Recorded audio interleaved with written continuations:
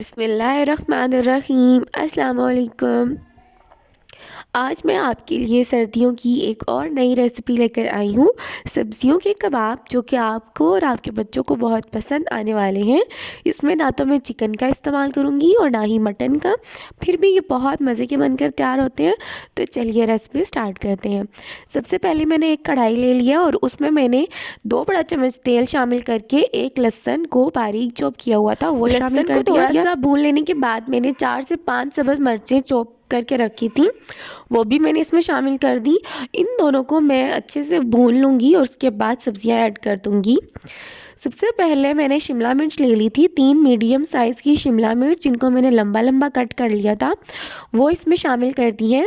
साथ ही में मैंने इसमें बंद गोभी, आधी बंद गोभी और छोटी हुई साइज़ की बंद गोभी थी, उसको भी मैंने आधा कट कर लिया था, और 4 से 5 गाजरें जिनको मैंने कश कर लिया था, और 1 पाव मटर। इन सब को मैं शामिल कर देने के बाद तकरीबन 1 मिनट के लिए ढक कर रख दूँगी। और 1 मिनट के बाद मैंने ढक्कन उठाया तो ये काफ़ी हद तक नरम हो चुकी थी। तो उस स्टेज पे मैं इसमें 1 कप जो है वो यखनी शामिल कर रही हूँ। चिकन यखनी ये मेरे पास पहले से पड़ी हुई थी, ऑप्शनल है, आप इसकी जगह पानी भी शामिल कर सकते हैं। और तकरीबन 2 चम्मच ही मैंने इसमें सोया सॉस शामिल कर दिया है, और 2 चम्मच ही मैं इसमें चिल्ली सॉस शामिल कर रही हूँ, और तकरीबन 1 बड़ा चम्मच में इसमें सिरका शामिल कर दिया। और सिरका बिल्कुल ऑप्शनल है, आप इसको स्किप भी कर सकते हैं। ये सब शामिल कर देने के बाद मैं इसे अच्छे से मिक्स करूँगी, और अच्छे से मिक्स कर लेने के बाद मैं दोबारा से इसे ढक कर रख दूँगी। यखनी आप देख सकते हैं कि मैंने 1 कप शामिल की है, तो आप भी अगर पानी डाल रहे हैं, यखनी डाल रहे हैं, जो भी डाल रहे हैं, तो 1 चाय का कप जो होता है या वो डाल लीजिएगा जिसमें ये सब्ज़ियाँ गल जाएँ, और ताकि पानी ज़्यादा ना बचे।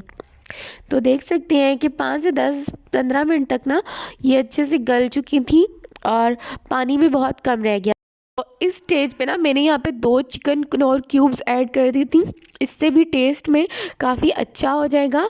चिकन कनौर क्यूब्स ऐड कर देने के बाद मैं इसे अच्छे से मिक्स कर रही हूँ, और चूल्हे की जो आंच है वो मैंने तेज़ कर ली है। तेज़ आंच पे मैं इसे अब पका रही हूँ, और स्पाइसेस हमने उस टाइम पे इस पे शामिल करने हैं जब पानी बहुत कम रह जाए। तो पानी बहुत कम रहने पे मैंने इस पे 1 चम्मच नमक, 1 चम्मच कुटी हुई लाल मिर्च, 1 चम्मच काली मिर्च का पाउडर, 1 चम्मच चाट मसाला ये शामिल कर दिया था। आप अपने मनपसंद स्पाइसेस ऐड कर सकते हैं। और स्पाइसेस ऐड कर देने के बाद मैंने 1 कप मैदा ले लिया था, और मैदा में थोड़ा थोड़ा करके इसमें शामिल कर रही थी, ताकि गुठलियाँ ना बने। और मैदा शामिल कर देने के बाद मैं चम्मच चलाती जा रही हूँ, चम्मच रोकना नहीं है बिल्कुल भी, और ताकि गुठली ना बने और ये आपस में अच्छे से जुड़ जाए। और देखिए जी, चम्मच चलाते रहना है तब तक कि जुड़ जाए और एक डो की शेप में आ जाए। तो मैदे की जगह आप सूजी का भी इस्तेमाल कर सकते हैं। 5 मिनट में इसमें चम्मच चलाती रही थी इसी तरह, और ये देखिए कितना अच्छा ये आपस में जुड़ गया है और एक डो की शक्ल में आ गया है। आप देख सकते हैं कि कितने झटपट ये कबाब बनकर तैयार हो गए हैं, और आप लोगों के बच्चों के लिए एक बहुत ही हेल्दी रेसिपी है ये। अब मैं आपको कबाब बनाकर दिखाती हूँ। यहाँ पर मैंने एक बॉटल का ढक्कन ले लिया था।